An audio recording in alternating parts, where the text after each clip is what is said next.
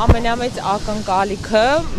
մասնագիտական հանրույթի ոչ միայն իմ կողմից այն է, որ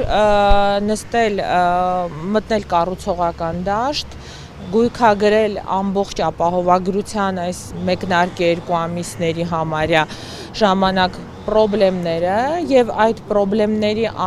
արդյունքները վերլուծելով կատարել շտկումներ, լուրջ շտկումներ, որովհետեւ եթե այս կարևորագույն ռեֆորմը գնա դեպի ձախողում, ապա սա լուրջ խնդիր է երկրի սոցիալ, տնտեսական եւ այլ ուրեմն ոլորտներում, որովհետեւ մենք գիտենք, որ գրպանից ծախսերը բերում են բնակիչների աղքատացմանը եւ բնակիչները շատ մեծ հավատ ունեն, այս ռեֆորմին, բայց այն ինչ որ մենք տեսնում ենք այսօր մամուլում նախարարի այցերը եւ այլն, մեզ թվում է որպես բնակիչներ, որ մենք բազմիցս կրկնել եմ սինգապուրյան առողջապահությունն ենք, բայց իրականում բնակիչները հիվանդանոցներում շատ լուրջ խնդիրների են բախվում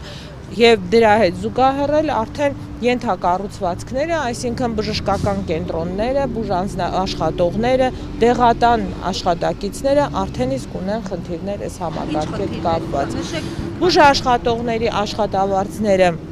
առաջի աշխատավարձը ստացան ուշացումով, ամսի, եթե չեմ սխալվում, 20-ին փետրվարի, նոր ստացան հունվարի աշխատավարձը, դեղատներում մինչև ամսի 20-ը չէին տրվել փոխհատուցված դեղերի գումարները, այսինքն դեղատները ահազանգում են իրենց պարտքերի մասին։ Մի խոսքով, իսկ բուժաշխատողների աշխատավարձը քանի որ կառուցվում է սակագներից, ապահովագրական քեյսերի, եթե ապահովագրական քեյսերի գումարները չվերանայվեցին, ծառայությունները չվերանայվեցին, ապա մեր բուժաշխատողների աշխատավարձերը գնալով խնդրահարույց են լինելու։ Հատկապես արտահիվանդանոցային բժշկական հաստատություններում աշխատողները, նեղ մասնագետները, բուժքույրերը այս ամիս 2-ից 3 անգամ պակաս աշխատավարձներ են ստացել։ Դա է խնդիրը։ Առաջարկում ենք կառուցողական քննարկում լսել մասնագիտական հանրույթին, վերանայել մոտեցումները, որովհետև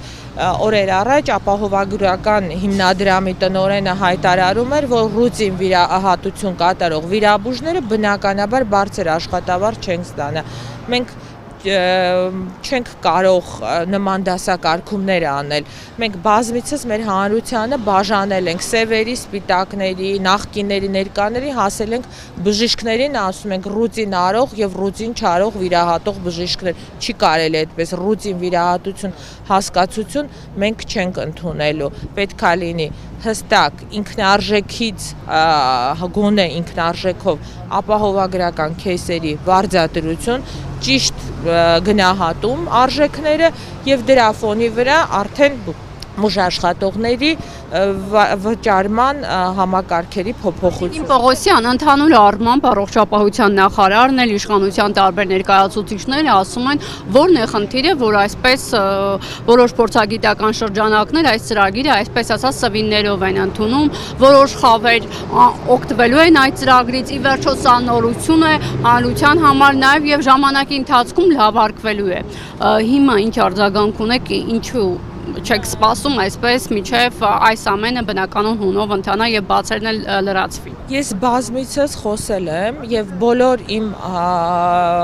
խոսույթը, երբ որ սկսվում է ապահովագրությունից, առաջին նախադասությունը դա է, որ ապահովագրությունը երկրի զարգացման համար շատ կարևոր ռեֆորմ է եւ չենք բացառում, չենք թերագնահատում ապահովագրության ներդրումը, բայց երբ որ դա տարվում է հախուռն, կիսատ-պռատ, առանց իրավական ակտերի, առանց ենթակառուցվածքները պաշտպանելու եւ ենթակառուցվածքների գույքագրման, առանց բնակիչներին իրազեկելու իրենց իրավունքները, առանց Արմետ համակարգը, որը այսօր միակն է, Արմետ համակարգի տեխնիկական հնարավորությունները գնահատելու, դա դառնում է քաոս։ Մեր ասածը դա է, որ պետք է լսել խնդիրների մասին եւ ինչու ենք մենք այս մեթոդը ընտրել, որովհետեւ ապահովագրական օրենքի նախագիծը եւ ընդհանրապես ապահովագրական օրենքից բխող ենթաօրենսդրական ակտերը ստեղծելուց բացառապես չի քննարկվել շահագրգիռ կողմերի հետ, մասնագիտական հանրույթի հետ, քննարկվել է նախարարի խորհրդատուների հետ, որոնք որ արդեն իսկ ոչ հանրային իրենց բողոքը արտահայտում են։ Նախարարի խորհրդատուները, որոնք որ ասում էին, որ մենք շատ կարևոր փոփոխություն ենք արել եւ ամեն ինչ լավ է,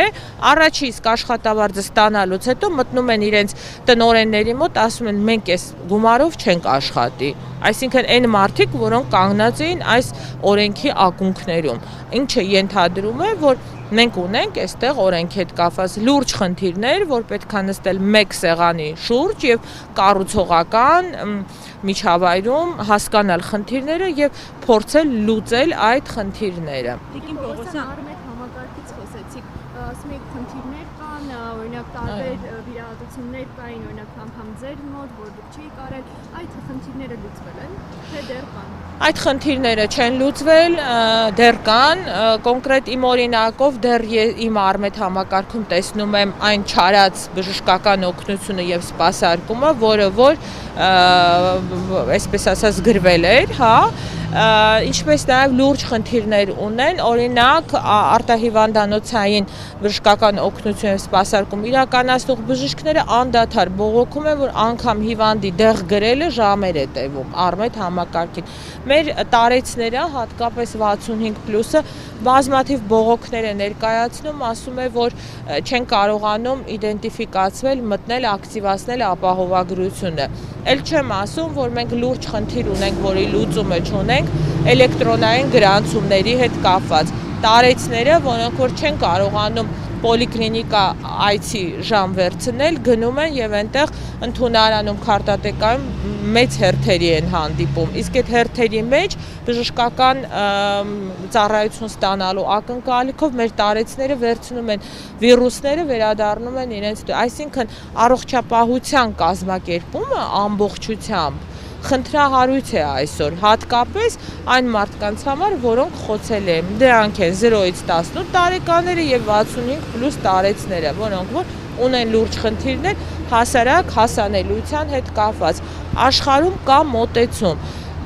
գոհունակության ցուցանիշը դա հասանելիությունն է։ Մարդը պետք է ոտքով քայլի իր պոլիկլինիկան եւ ստանա հասանելի առողջապահություն։ Պոլիկլինիկաների օպտիմալացումը, երբ որ Երևան քաղաքում 2 տարի առաջ անում են, մենք զգուշացնում էինք, որ դուք խնդիր եք ունենալու հերթերի եւ այլ հետ կապված։ Այսօր մենք այդ խնդրի առաջ կանգնել ենք։ Տիկին Պողոսյան, աշխատավարձի չափի մասին ինչ մեթոդով են հաշվարկել։ Այդպես ինչպես է ստացվում, որ 7 միլիոն, 3 միլիոն պարգևավճար ստացող գերատեսչության ղեկավար կազմը որոշել է այս աշխատավարձները սահմանափակվել։ Հիմա նայեք, մեթոդաբանությունը դրել են նույն մեթոդաբանությունը, ինչ որ պետպատվերիններ, սկզբից շրջանառեցին մի նախագիծ եւ ցավալին է նա, որ նախագծային փուլում են, էլի, կարողանում բանանել մի նախագիծ, որով 30% բուժ պերսոնալի աշխատավարձ էին սահմանել, 5% անեստեզիոլոգներին, 25% թերապևտներին եւ այլն։ Երբ որ մենք խոսեցինք դրա մասին եւ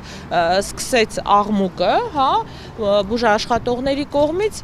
արագ առողջապահության նախարարությունը այսպես խոսքի մեջ ծաղիկներ խնամելուց հայտարարություն տարածեց, որ դե ձեր աշխատավարձերի տոկոսները բարձրացնում ենք, 5% բուժ պերսոնալին, 8% էլ անեստեզիոլոգներին է։ Ես հաշվարկ էի արել մի վիրահատության հետ կապված, որ օրինակ անեստեզիոլոգների աշխատավարձը նախկինից ներկա բարձրանում էր 1300 դրամով այդ վիրահատության համար։ Այդ անգամ իհարկե տհաճ է համեմատություն անելը, նախարարի խնամված մեկ վարդի գինը չէր, հա, այդ անեստեզիոլոգի աշխատանքը։ Այսինքն պետք է հասկանալ ճիշտ մոտեցումը։ Մենք այսօր ունենք կադրային արտագաղթ։ Մեր բժիշկները, ովքեր նամանավանդ ունեն լեզվի իմացություն, անգլերեն, գերմաներեն, նրանք գնում են արտագաղթում են դրսերում աշխատելու համար։ Եվ այնպիսի մասնագիտությունները, ինչպիսին օրինակ անեստեզիոլոգիան է, նրանք պետք է այնպիսի մոտիվացիան է, որտեղ մենք Հայաստանի Հանրապետությունում ունենք լուրջ անեստեզիոլոգների խնդիր։ Ինձ մանկական օրթոպեդը նամակ է գրում, ասում է, այս ամիս 13000 դրամ ԱԱՊ-ում աշխատավարձ եմ ստացել, իսկ մենք գիտենք, որ մանկական օրթոպեդների կարելի է